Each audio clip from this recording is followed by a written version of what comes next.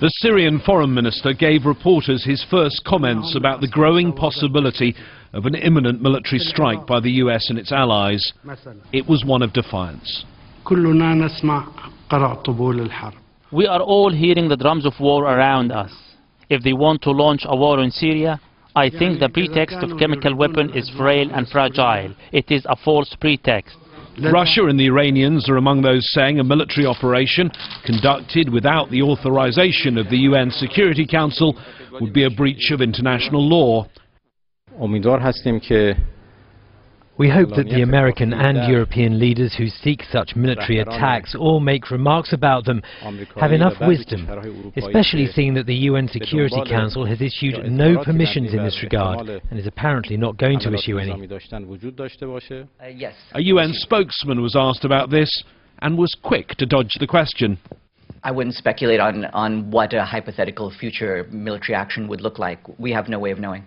At the White House, though, they're expressing certainty that chemical weapons were used by the Assad regime. Obama's spokesman Jay Carney warning there'll be a response. The president only now has to decide what option to take.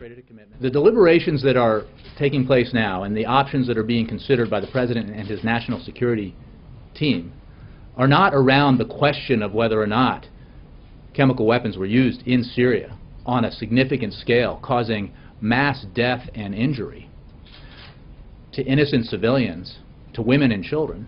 It is not around the question of whether or not the Syrian regime is responsible. It's around the question of what is the appropriate response to this clear violation of international norms.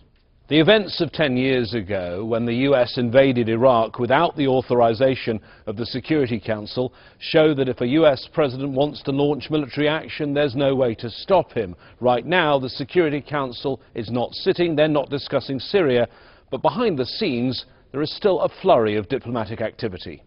Well away from this chamber, the US, UK and France are making efforts to persuade as many nations as possible that the action they now look almost certain to take is morally justified.